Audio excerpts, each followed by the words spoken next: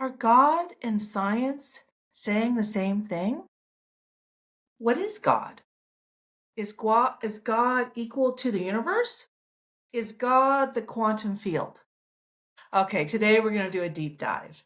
I'm Carrie Blazer, the Divine Feminine, reincarnation of Mary Magdalene. My soul's name is Sophia. And the main reason I'm here is to share my free ebook below, my 6 Divine Feminine self-love strategies to help you turn your emotional wounds into personal wisdom. We live in a holographic universe, meaning that what we perceive and what we interact with outside of ourselves is a projection of ourselves. So, based on that science, heaven is a frequency in our hearts. It's self-love, it's compassion, it's enlightenment. And then we project that externally onto the quantum field. That's how we co-create heaven on earth. So please check out my free ebook. Please like and subscribe to my channel and help me increase my subscribers, increase my reach. I can share my free ebook with everyone along with all the other benefits of my YouTube channel. So let's get to this TED Talk that was banned the 24 hours after it happened, banned the next day. Let's see what they actually said that was so concerning and TEDx needed to ban it. Okay. I love banned things. That was when I saw, a banned TEDx talk. Let's go in there. Let's see. So first it says, on January 12th, 2013, Rupert Sheldrake gave the following talk at TEDx Whitechapel. Let me make it bigger. The theme of the night was visions for transition, challenging existing paradigms and redefining values on March 14th, 2013. Oh, sorry, it was 2 months. TED removed Rupert's talk and released a brief statement. We feel a responsibility to not to provide a platform for talks which appear to have crossed the line into pseudoscience. What is pseudoscience? Well, let's find out.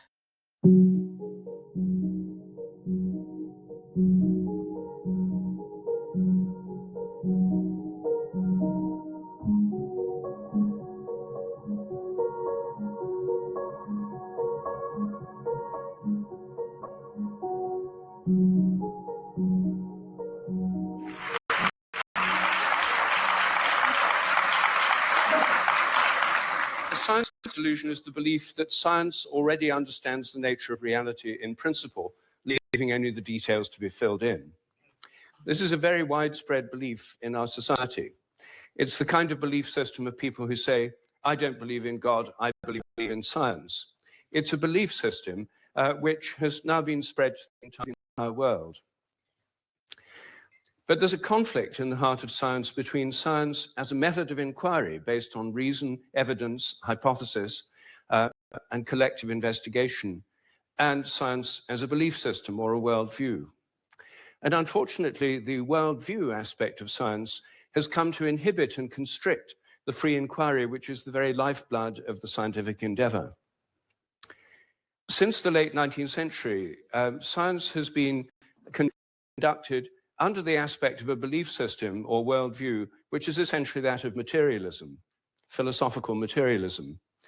And these sciences are now wholly owned subsidiaries of the materialist worldview. I think that as we break out of it, the sciences will be regenerated. What I do in my book, The Science Delusion, which is called Science Set Free in the United States, is take the 10 dogmas or assumptions of science and turn them into questions, seeing how well they stand up if you look at them scientifically. None of them stand up very well. What I'm going to do is first run through what these 10 dogmas are, and then I'll only have time to discuss 1 or 2 of them in a bit more detail. But essentially the 10 dogmas, which are the default worldview of most educated people all over the world, are first, that nature is mechanical or machine-like. The universe is like a machine. Animals and plants are like machines. Einstein said the field is the sole governing agency of the particle. And we're going to learn later that we're taught that the heart is a pump, like a mechanical factory, but actually it's a vortex. We're going to learn that blood spirals on its own in an embryo before the heart ever forms. And we can lean on Tesla too. If you want to understand the secrets of the universe, think in terms of frequency, energy, and vibration. The field controls the machine, the energy field, not just the machine. And there's a field of epigenetics, means what happens before genetics, that less than 1% of our physical and mental health diseases come from our genetics. So how is it mechanical? We're like machines. In fact, we are machines. We're lumbering robots, in Richard Dawkins' vivid phrase, with brains that are genetically programmed computers. Second, matter is unconscious. The whole universe is made up of unconscious matter. There's no consciousness in stars, in galaxies, in planets, in animals, in plants, and there ought not to be any in us either, if this theory is true. So a lot of the philosophy of mind over the last 100 years is trying to prove that we're not really conscious at all. So the matter's unconscious, then the laws of nature are fixed. This is dogma 3. The laws of nature are the same now as they were at the time of the Big Bang, and they'll be the same forever. Not just the laws, but the constants of nature are fixed, which is why they're called constants. Dogma 4, the total amount of matter and energy is always the same. It never changes in total quantity, except at the moment of the Big Bang, when it all sprang into existence from nowhere in a single instant. The fifth dogma is that nature is purposeless. There are no purposes in all nature, and the evolutionary process has no purpose or direction. Dogma 6, biological heredity is material. Everything you inherit is in your genes or in epigenetic modifications of the genes or in cytoplasmic inheritance. I will share a video that shows that 2 adopted Dogma kids 7, got the cancer from the family they were adopted into, even though they had 0 genetic markers for it. Our souls communicate out through our hearts to our brains. So when our souls have an overabundance of fear, our hearts communicate to our brains to secrete an overabundance of cortisol. When we have too much cortisol in our blood, then our blood sugars stay high. When our blood sugar stays high, that creates inflammation. Inflammation is responsible for more than 90% of our diseases, like heart disease, cancer, autoimmune diseases.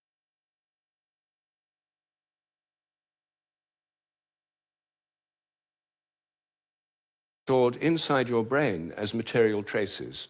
Somehow everything you remember is in your brain in modified nerve endings, phosphorylated proteins. No one knows how it works.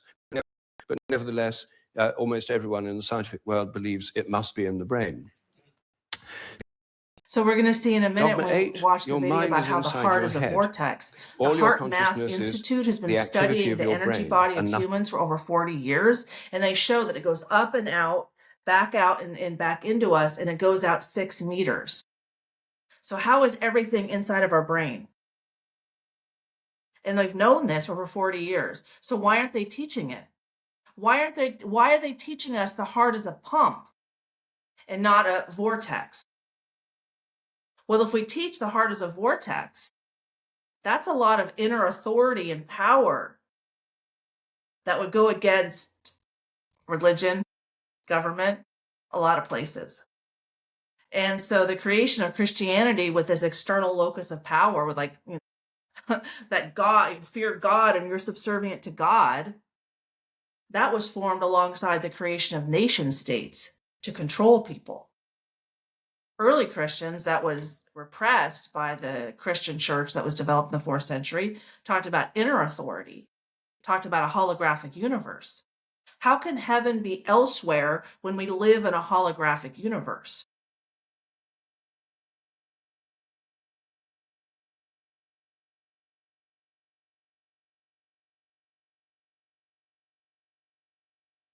More. Dogma 9, which follows from Dogma 8, yet psychic phenomena get like super telepathy excited are 1 or 2 minutes Your thoughts and before intentions their cannot have any humans, effect their owners, get home every single day. It's impossible except for that bears know to climb a tree a day before a Category 5 hurricane hits, but humans don't. And we all have energy bodies, and they've proven that we are all connected through our heart space, and this is how we communicate. Souls communicate via emotions. We communicate sentiment. When I felt this video, I immediately, resonated with it. I'm like, oh, that's my video. Let's go make a video. Came up here, barely watched any of it, but knew.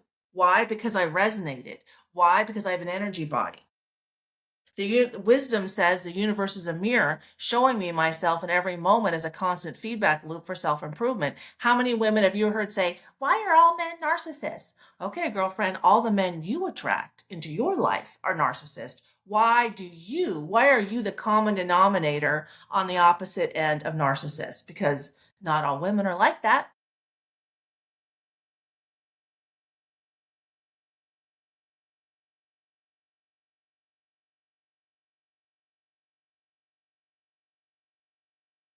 Because your mind's inside your head. That Therefore, comes from all the Christianity. apparent evidence for telepathy and other psychic phenomena suppressed is women's illusory. ability to use their intuition to People connect to believe these God, things because happen, only the but it's church just can because connect to God, and that's why so many thousands of women were burned at the stake.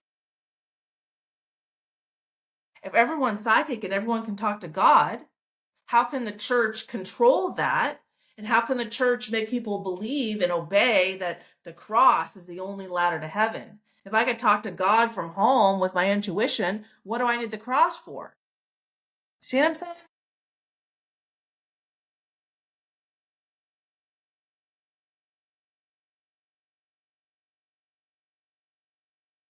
they don't know enough about statistics, or they're deceived by coincidences, or it's wishful thinking. And Right. dogma 10, mechanistic medicine is the only kind that really works. Less than 1% of our diseases That's are caused why by our governments only genetics. That fund means over research into 99% of our mechanistic diseases medicine. are caused by wounds in our soul. But if we believe that, and that we have this inner authority to turn our wounds into wisdom and heal ourselves, like I haven't gotten sick in 6 years, then what happens to the pharmaceutical industry? What happens to the SSRIs that repress our emotions and keep us stuck and emotionally unhealthy and getting sick because our fear is still in our soul, communicating out through our hearts to our brains, whether we're on the medication or not? It doesn't stop that process. It pretends like that process isn't happening. It's a control mechanism. So when we, like the food pyramid that was recently changed, it used to be grains were the things you ate the most of, but grains create sugar in the blood, creating inflammation, creating the need for mechanistic medicine. But when we rely on our bodies, that fasting has been known for thousands of years. When we fast, the body finishes digesting the food, and then it starts digesting the diseased parts of the body. I mean, the gut is responsible for 90% of our mental health. Just think about it. And they want us sick. When you kiss someone, you exchange 80 million microbiome, but they're supporting casual sex with, the birth, with a pill, an abortion, all kinds of things that we can pay for. So I understand why this guy's talk got taken down, and I haven't even heard his analysis yet as to why he believes differently.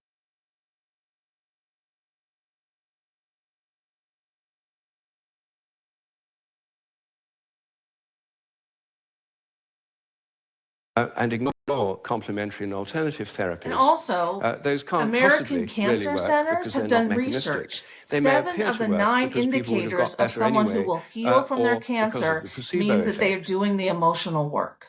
Because what they found is that who gets cancer? The people who put other people before themselves, people who don't engage in self-care. And the people that don't listen when they get the cancer and still engage in putting other people before themselves, those are the people that die. The body is a mirror to the soul.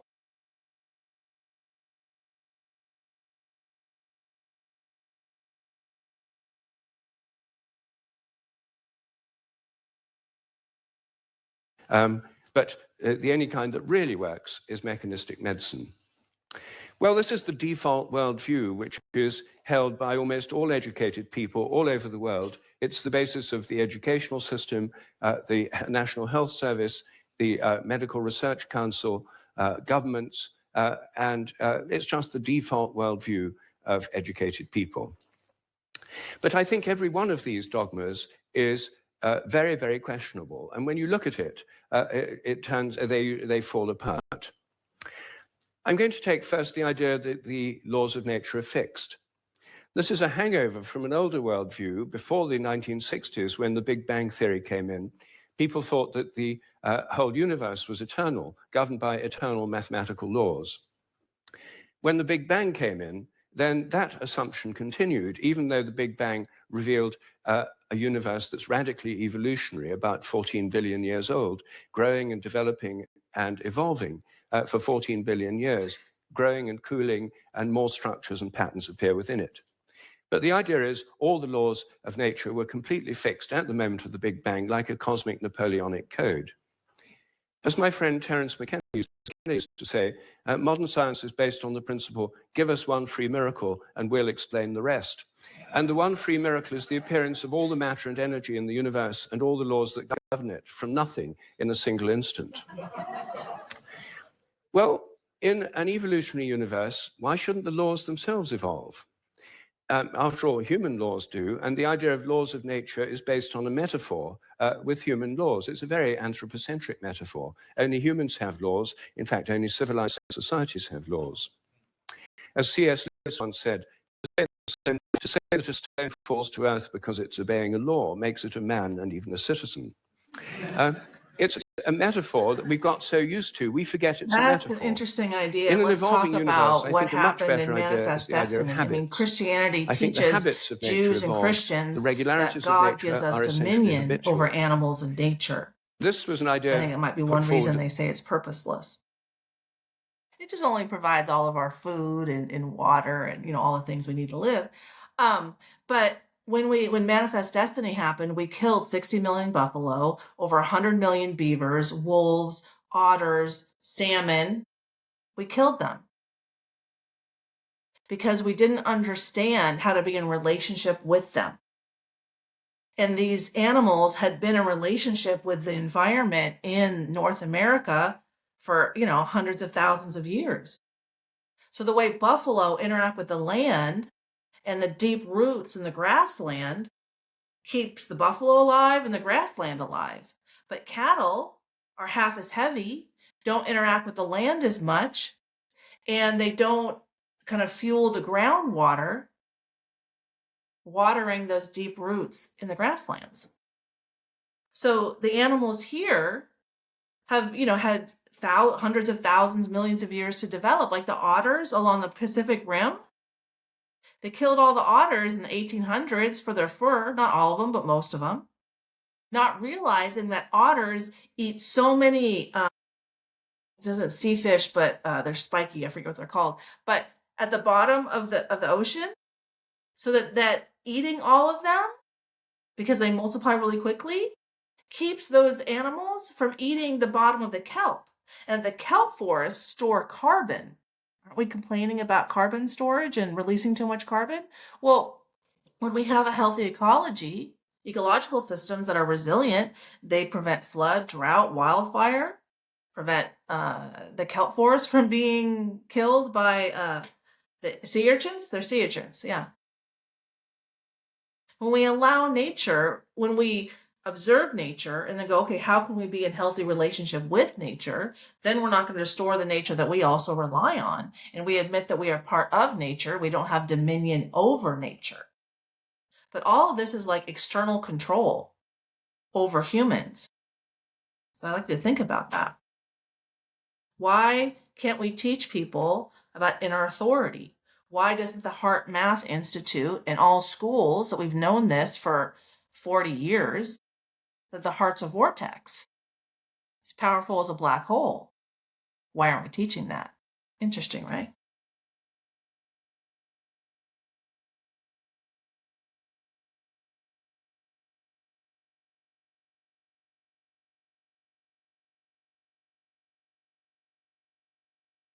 The beginning of the 20th century by the American philosopher C.S. Peirce.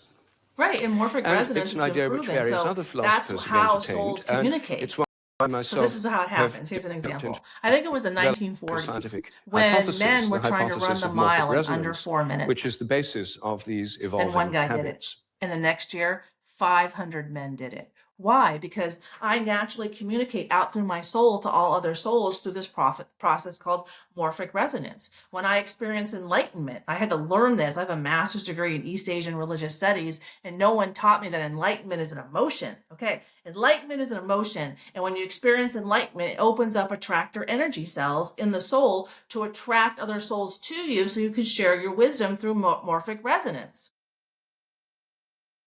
Amazing. Like, wow, all of our souls are orchestrating our lives. Our souls plan our lives based on our wounds for self-improvement opportunities. We're here to expand our emotional range.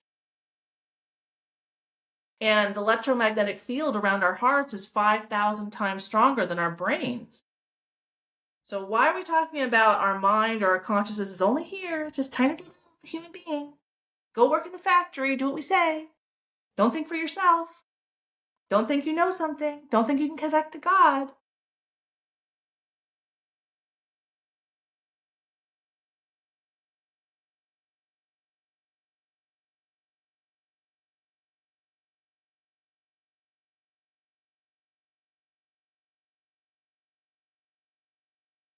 According to this hypothesis, everything in nature has a kind of collective memory.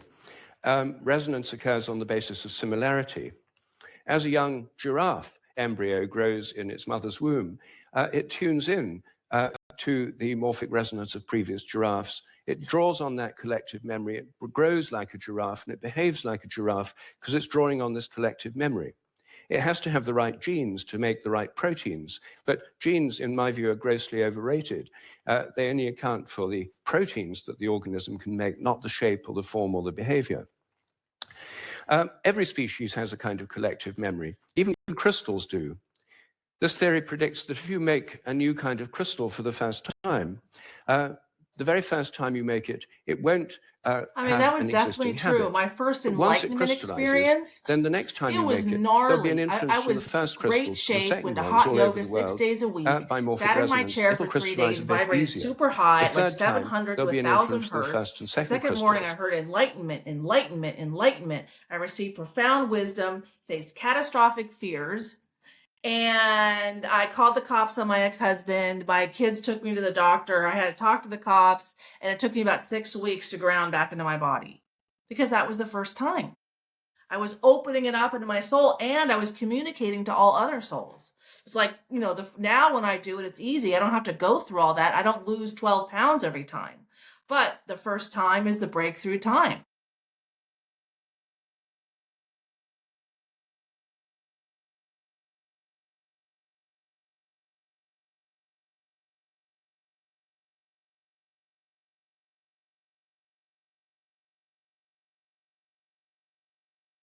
There is, in fact, good evidence that new compounds get easier to crystallize all around the world, just as this theory would predict. It also predicts that if you train animals to learn a new trick, for example, rats learn a new trick in London, then all around the world, rats of the same breed should learn the same trick quicker just because the rats have learned it here. And surprisingly, there's already evidence that this actually happens. Anyway, that's my own hypothesis in a nutshell of morphic resonance.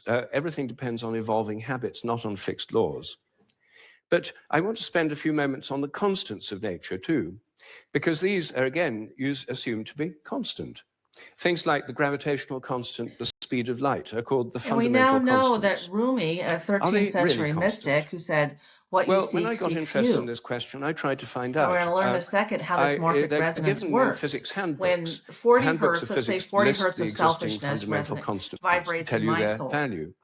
Then other souls around me that also have that same 40 hertz of selfishness will start to move so that we can see each other. The universe is a mirror. We live in a holographic universe. So when I perceive selfishness outside of myself, that is my soul showing me my own selfishness. But also there's the resonance, there's the agreement, like, okay, that's my tribe, that's my identity. And when we over-identify like that, we create an echo chamber and we think, oh, because we all believe it, it must be right. Well, a lot of people believe that the earth was flat, but they weren't right. Just saying.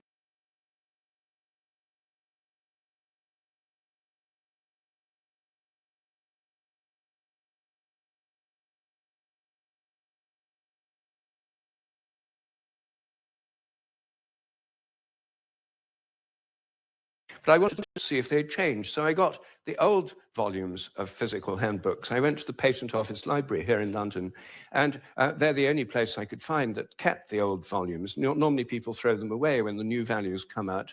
They throw away the old ones.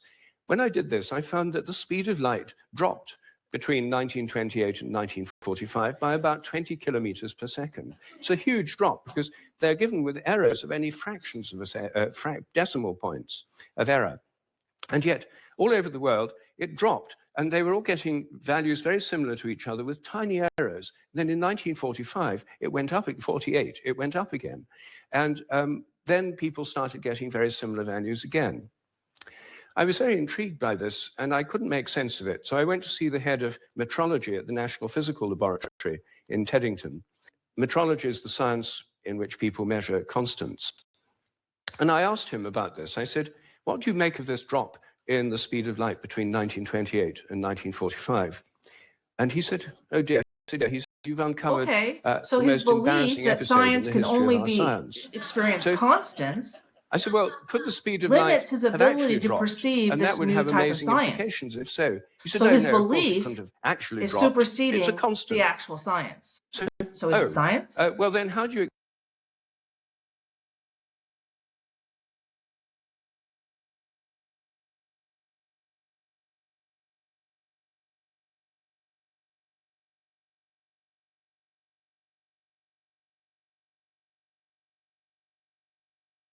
explain the fact everyone was finding it going much slower during that period? Is it because they were fudging their results to get what they thought other people should be getting, and the whole thing was just produced in the minds of physicists? We don't like to use the word fudge. I said, well, what do you prefer? He said, well, we prefer to call it intellectual phase locking.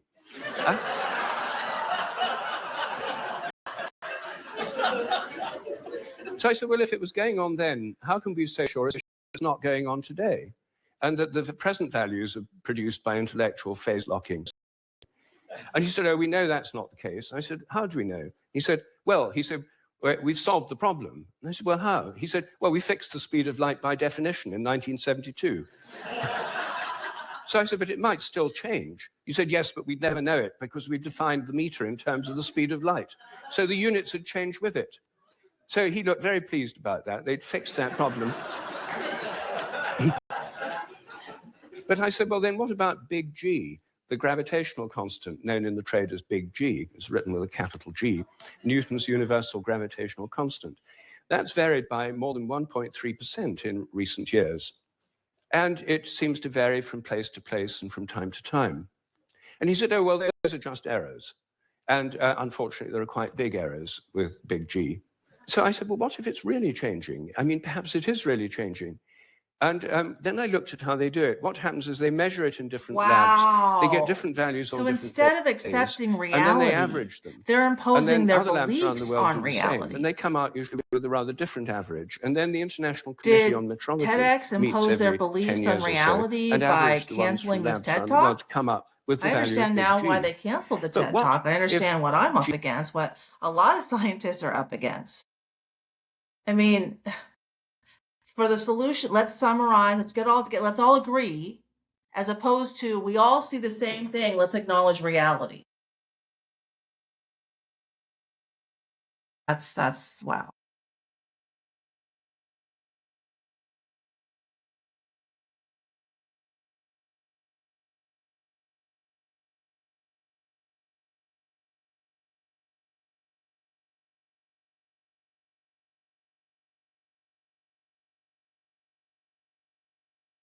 Were actually fluctuating. What if it changed? There's already evidence, actually, that it changes throughout the day and throughout the year. What if the Earth, as it moves through the galactic environment, went through patches of dark matter or other environmental factors that could alter it? What I've learned is that when people are busy being right, they do not take time to self-reflect. I think that's exactly what's going on. For more than 10 years, I've been trying to persuade metrologists to look at the raw data. In fact, I'm now trying to persuade them to put it online on the internet with the dates and the actual measurements and see if they're correlated, to see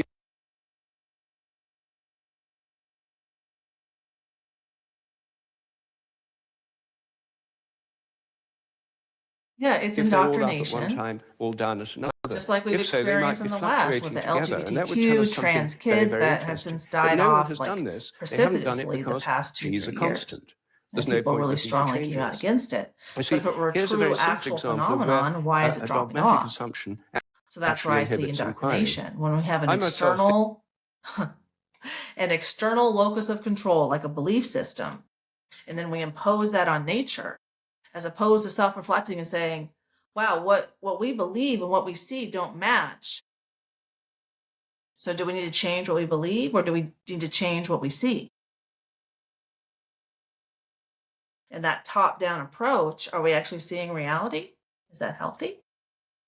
Think about it. And something that just keeps coming to mind is, do adults have a right to children, or do children have a right to adults? And the reason I use this analogy is, do adults have a right for children just to obey however they want them to obey, which is external locus of control over how, reality operates? Or does a child or reality have a right to emotionally mature adults who can be wrong? And which scenario creates a healthy society and healthy people? I'd argue the latter, but I'd like you to do the self-reflection and come up with your own decisions.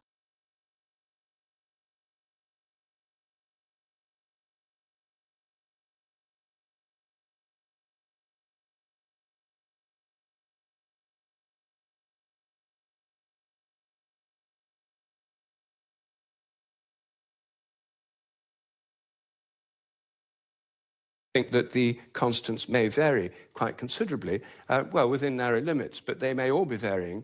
And I think the day will come when scientific journals like Nature have a weekly report on the constants, like stock market reports in newspapers. This week, big G was slightly up, the charge on the electron was down, the speed of light held steady, and so on. That's one area, just one area where I think thinking less dogmatically could open things up. One of the biggest areas is the nature of the mind. This is the most unsolved problem that science simply can't deal with the fact we're conscious. And it can't deal with the fact that our thoughts don't seem to be inside our brains. Our experiences don't all seem to be inside our brain. Your image of me now doesn't seem to be inside your brain, yet the official view is there's a little Rupert somewhere inside your head, and everything else in this room is inside Carl your Jung, head. we'll get Your into in a minute. experience is inside His your whole brain. work is about projection. I'm How suggesting we actually project that our vision souls involves out through an our outward hearts, how we projection feel of about images. What you're ourselves. seeing is in your mind, And but not then when inside we're your head. unconscious, we Our minds perceive are other extended people are beyond just our like brains that. in the Like people, simplest act of you're perception. racist and you're a I think transphobe that and you're we project out the misogynistic, and images then we're they seeing, get punished for and these it. images That's lack of awareness of a projection from the self.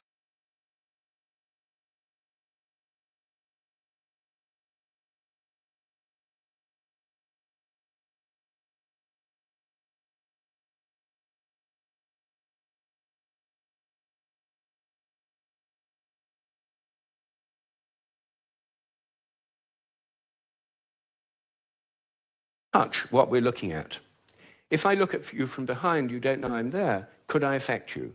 Could you feel my gaze?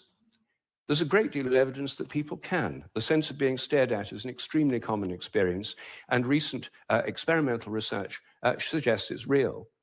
Animals seem to have it too. I think it probably evolved in the context of predator-prey relationships. Prey animals that could feel the gaze of a predator would survive better than those that couldn't. This would lead to a whole new way of thinking about ecological relationships between predators and prey, also about the extent of our minds. If we look at distant stars, I think our minds reach out in the sense to touch those stars and literally extend out over astronomical distances. They're not just inside our heads. Now, it may seem astonishing that this is a topic of debate in the 21st century. We know so little about our own minds that where our images are is a hot topic of debate within consciousness studies right now. I thought I had, I had that.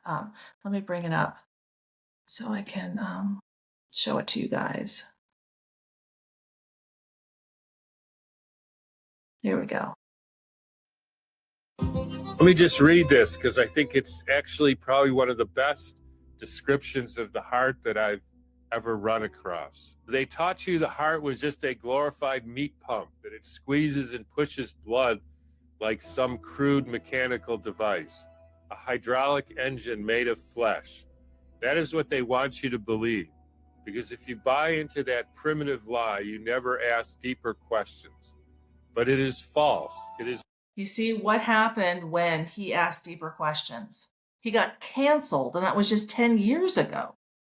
So you can understand why they're not going to teach us that the heart is a vortex. We're still learning it's a pump, it's mechanical. But we're going to learn why, based on the laws of physics, that's impossible. And blood flows in the embryo without a heart. Has always been false, and the real science proves it. Dr. Francesco Torrenguas, a Spanish cardiac researcher, discovered what the textbooks refuse to acknowledge, that the heart is not a pump. He dissected thousands of hearts and found that the heart is a single continuous muscle band folded into a spiral. He proved that the heart works like a vortex generator, creating suction and torque, not pressure. He called it the helical ventricular myocardial band, and it changes everything. The real movement of the blood comes from pressure differentials, electromagnetic flow, and coherent resonance.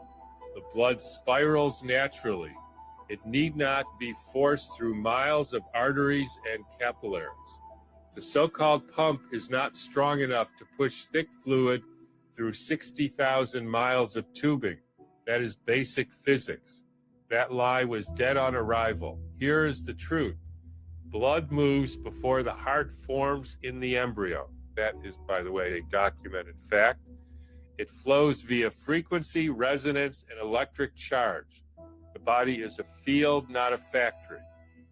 Your heart creates a toroidal electromagnetic field that radiates 6 meters from the body.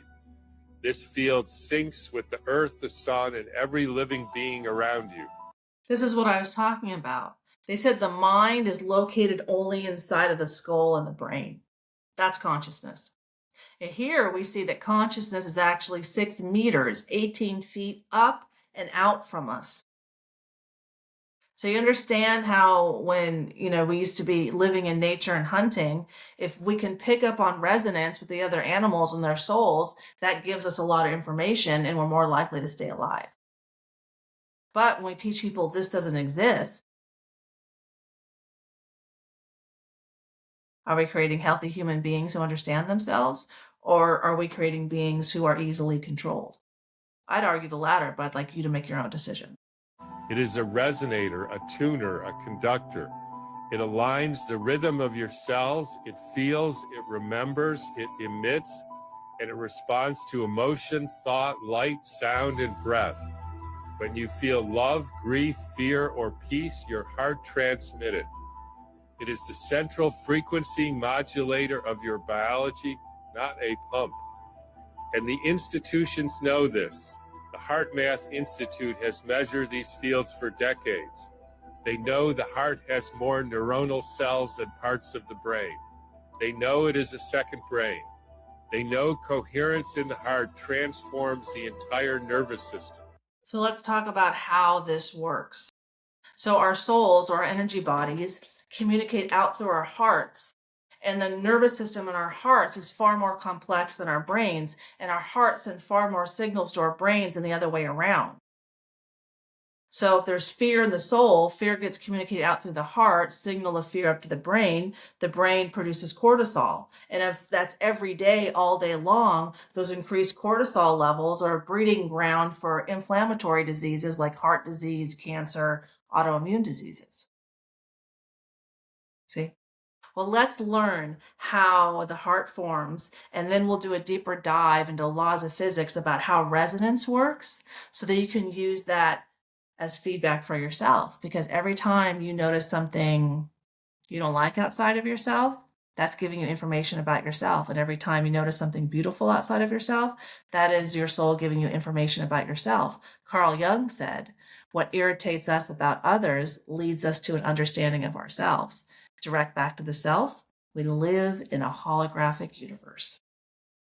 It is what it is. I mean, maybe it'll change, right? But right now, we live in a holographic universe. Before the heart beats for the first time, something far greater begins to move. Long before your heart ever beat, thousands of cardiac cells made a silent decision. There was no pulse, no rhythm, no sound. Does this look mechanical? No. In the earliest stages of development, individual heart cells begin firing electrical signals on their own. Then something remarkable happens. They synchronize. Just like Tesla said, if you want to understand the secrets of the universe, think in terms of energy, frequency, and vibration. This is exactly what he was talking about. This is a secret of the universe like I've never seen. I'm a mom, so separate impulses align into one coordinated electrical wave. That wave triggers the first contraction, the first heartbeat, the beginning of a rhythm that can last a lifetime. Let me stop sharing. And now I'm going to share, let me do it this way. My presentation, and I'll share a couple slides. We're going to start with Carl Jung and projection. And my book, as you can see there, My Inner Heroine, Exploring Feminine Pain, tells a story of how I went from a suicide attempt 7 years ago to starting my healing process, attracting several men into my life, and then experiencing enlightenment. And the book ends at the end of December of 2024. We're now in March of 2026. So the second and third men in my book, I call them my heroes because they mirrored my wounds back to me, were Justin Waller and Andrew Tate. And I thought Andrew Tate's a perfect example of projection. If Andrew triggers you, remember, triggers are your healing friend, not your healing foe. What irritates you about others leads you to an understanding of yourself. And my kids hated me for helping Andrew Tate. But Carl Jung says, if you imagine someone who is brave enough to withdraw all of his projections, then you might get an individual who is conscious of a pretty thick shadow. Such a man has saddled himself with new problems and conflicts. He has become a serious problem to himself, as he is now unable to say that they do this or that they are wrong and they must be fought against. Such a man knows that whatever is wrong with the world is in himself. And if he only learns to deal with his own shadow, he has done something real for the world. He has succeeded in shouldering at least an infinitesimal part of the gigantic unsolved social problems of our day. Morphic resonance is always happening. So if a lot of people are experiencing a lot of fear, guilt, and shame globally, that will naturally transmit to other people. Well, there's also tons of studies showing that when they get like 1 million people meditating in Southeast Asia, that whole area, there's less crime, less illness, everyone does better. This is what it is. But let's learn how this works. Let me pull up the laws of physics experiment and explain this to you a little bit deeper so you can use this wisdom to transform your emotional wounds into personal wisdom. So after I experienced enlightenment, I had to figure out what is enlightenment, because no one ever taught me in school that enlightenment is an emotion. And I found the map of consciousness you have here on the left. And this shows all of our emotions, with enlightenment being 700 to 1,000 hertz. That's why I was vibrating so high and I lost 12 pounds. That's why. Well, love is 500 hertz, courage 200, and shame is 20. And fear is 100 hertz. Cancer vibrates at less than 100 hertz. Viruses, bacteria as well. So I haven't gotten sick in 6 years. About a year after my suicide attempt, I had healed enough that I spent the majority of my time in courage and above. Sure, I went down here into fear, guilt, and shame, but I don't spend that much time there. I don't live there like I did for most of my life when I was getting sick all the time. Like, I almost died after my second child was born. I got bacterial pneumonia, became septic, spent 2 weeks on a ventilator, 5 days on 100% oxygen. I was not healthy and my body was telling me no. And let me scroll over to Dr. Gabor Mate. He's a family medicine practitioner who specializes in how childhood trauma impacts adults. And this is the one that I thought this was the one that I want. Oh, this is not the one that I want. I think I went too far. Hang on. I'm apologizing. Oh, here it is. This is it. Family medicine. When people do not know how to say no to others in order to prioritize their own physiological needs, the body will say no for them in the form of disease, such as cancer. So I went back to work when my daughter was 3 weeks old and I had a 2.5-year-old and it was January. I couldn't say no to prioritize my physiological needs, so my body said no for me, and I almost died. Prime example of my inability to say no and prioritize self-care. Okay, so like I said earlier, when we have like 40 hertz vibrating inside of us, then other people with 40 hertz will automatically start moving. And this physics experiment is going to show us how morphic resonance works. So when the first two tuning forks, one is 512 and one is 440. When the 512 moves, the 440 doesn't even notice because they're not a vibrational match. Wisdom says the universe is a mirror, showing me myself in every moment as a constant feedback loop for self-improvement. Knowledge says we attract what we are through energetic resonance, meaning a vibrational match. This is why the universe is holographic. This is how we see ourselves. Because I say, oh, I'm selfish. Oh, I'm beautiful. Oh, I'm this. Oh, I'm that. Whatever I perceive outside of myself, like the women, why are all men narcissists? Why are there no good men? Oh, that's a projection. Because that woman's not taking accountability that she is the one attracting in unhealthy men. And that means that she is unhealthy. But lack of accountability is rampant among Western women, and I'm working on that. So let's play this physics experiment and see how this works.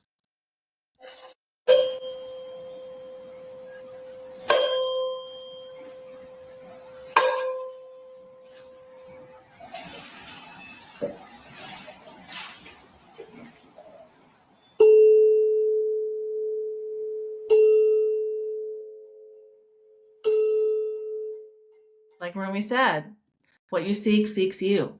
440 is seeking 440 so that 440 knows it's a match for 440. And that's how we see ourselves, and that's why we come here. That's why punishment isn't necessary. Learning to operate your soul, my free ebook below will teach you how to do that. That's what the early Christians were doing, is inner authority. But as we see from science, they don't want inner authority. They want to be able to indoctrinate us, that we don't understand ourselves. We don't understand that our heart is a vortex and how powerful that is. Our heart is a vortex. I'm going to leave you with that. Please like and subscribe. Thank you. Take care.